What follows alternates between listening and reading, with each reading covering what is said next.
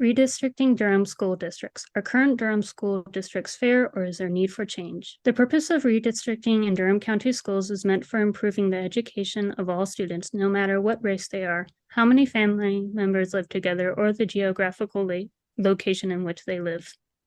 After thoroughly researching and putting together data based on chi-squared values from the current 2023 to 2024 plan and the new 2024 to 2025 plan, we discovered something interesting. While conducting our research, we discovered that the plan for the 2024 to 2025 school year will be more likely to place students at a disadvantage educationally compared to the current academic school plan. The question whether Durham school districts are fair is an issue that requires careful consideration. While Durham school districts strive to make sure students receive an equal education, there are still discrepancies. Some of these include poverty. And to answer the question whether Durham school districts are fair, we took a look closer at elementary school districts in Durham. And using the Excel sheet, we did a chi-square test for the census statistic variables that might inform the demographic distribution of the Durham Public Schools for both years and compared the chi-square value for both years. According to the meaning of the chi-square test, a smaller chi-square value may suggest a smaller difference between the observed value and the expected value.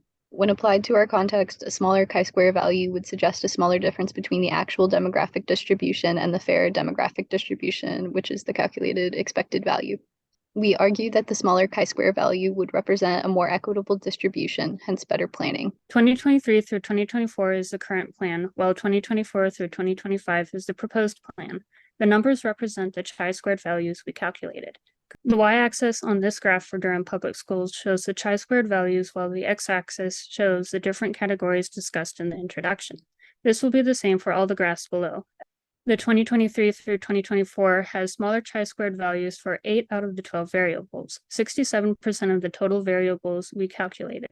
The 2023 through 2024 plan has smaller chi-squared values in age, ethnicity, earnings, educational attainment, health insurance coverage, household race, family condition. The 2024 through 2025 plan has smaller chi-squared values in employment status, citizenship, and people per room.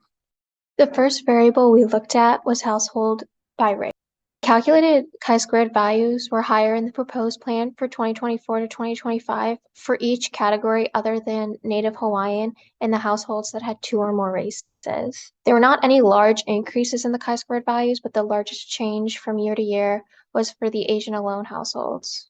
This variable is the race of each individual in the Durham Public School District. And looking at this graph, the 2024 to 2025 plan varies between races from the 2023 to 2024 plan. The 2024 to 2025 plan appears to affect Hispanic or Latino the most compared with the rest. Here we looked at households of Hispanic or Latino versus households of not Hispanic and not Latino.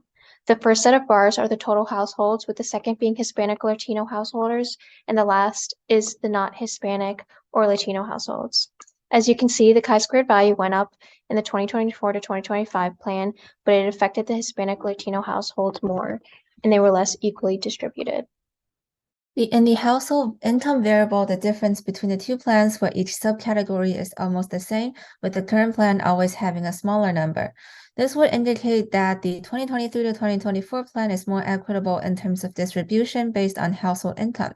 Meanwhile, it should be noticed that the distribution of households with annual income of under 25,000 and over 100,000 has significantly higher values, which may suggest unequal distribution of wealthy and poor households across Durham. While the with earnings subcategory is much smaller in number compared to no earnings, which may suggest about the overall income and earnings picture of Durham, the no earnings section appears to have a significantly larger difference between the two plans, with the bar for the 2023 to 2024 plans half as high as the 2024-2025 plan.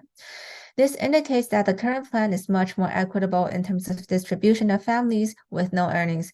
In terms of the with earning category, the difference is small. The employment status variable shows a similar trend as the earnings section in terms of having a smaller number for employed than unemployed, which may be a reason that the trend of earning variable occurred.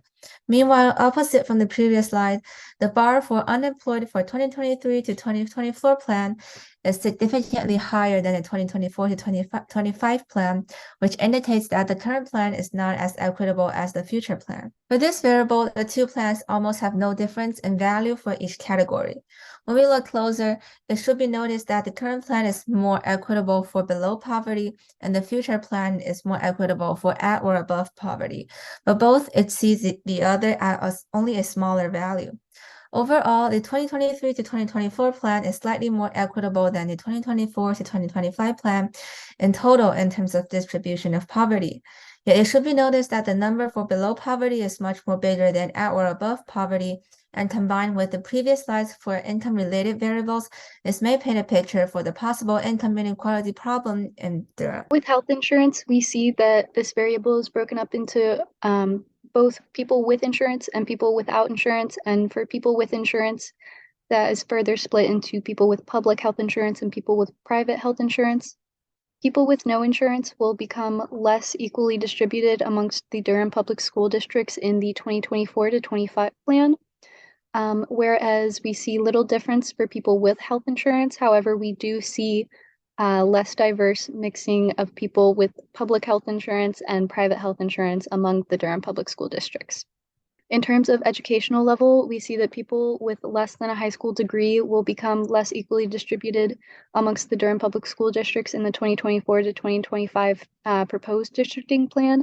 And overall, that trend is the same. Family composition, we can see that it's broken up into multiple variables again, one being families whose income is below poverty level. And we see that for those families below poverty level, they will be equally distributed amongst the Durham public school districts. And that same trend follows for the overall pattern of all of these variables combined.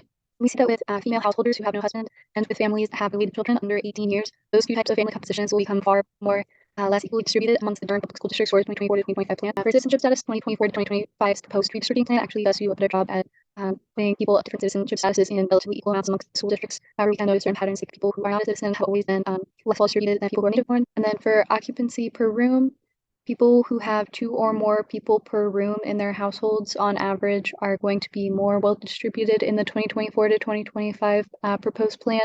Finally, for age, we theorize that this issue with the 18 to 24-year-olds being vastly concentrated into one school district is probably related to the university within Durham. Overall, the 2023-2024 plan is more equitable based on the variables we chose to look at. The 2023-2024 plan had lower chi-squared values for 8 of 12 variables, including earnings, education, and race. However, the 2024-2025 redistricting plan had lower chi-squared values for employment status. Another variable that had a lower chi-squared value in 2023-2024 was the family condition. This included some combinations of conditions like poverty, marital status, and children in the home. Smaller chi-squared values indicate a strong difference between the actual and expected values calculated, meaning that the geographic spread of each variable is more even. We evaluated our method and results. So the method of this study has several strengths that contributes to the validity and reliability of our findings. First, the use of census data relies on a credible and reliable source while providing standardized ways to categorize social characteristics, making it easier to compare across different schools and years. The use of chi-square tests allow for easy comparison between current and future plans, which can help identify areas of improvement in the redistricting plan is illustrated for intuitive way. Another strength is that our data is recent and up-to-date, providing the most immediate and timely analysis. Additionally, although we did not include all dimensions of demographics, we compared a wide range of variables, making our evaluation comprehensive and well-developed. However, there are also some weaknesses to our study that must be acknowledged. One potential weakness is non-response bias. Another potential bias is that the census data we use may suffer from other biases as well. Additionally, chi-square test assumes that the data being analyzed are independent and randomly sampled, which cannot be the case in our study. The chi-square test is only one tool for analyzing data and may not be sufficient on its own to provide a comprehensive evaluation of the redistricting plan. Based on the evaluation of our methodology, we can conclude that the results of our analysis are reliable and accurate to a certain extent. The use of census data and the chi-square test provided a standardized and well-established approach to analyze demographic distribution, which enhances the reliability of our results. Furthermore, the chi-square test assumes that the data are independent and randomly sampled, which may not be entirely accurate in our study. Therefore, while our results provide a good approximation of the demographic distribution of students in Durham public schools, it is important to recognize that there may be limitations to the accuracy of our conclusions. Overall, our analysis provides a useful starting point for understanding the demographic distribution of students in Durham public schools. Further research is needed to provide a more comprehensive and accurate understanding. Based on our findings, the proposed plan for the Durham Public School District is less diverse and less fair. This can have a negative effect on students. Research supports that social diversity and use of critical thinking and problem-solving ability, while also improving several other attributes related to academic success, including student satisfaction and motivation, general knowledge, and intellectual self-confidence.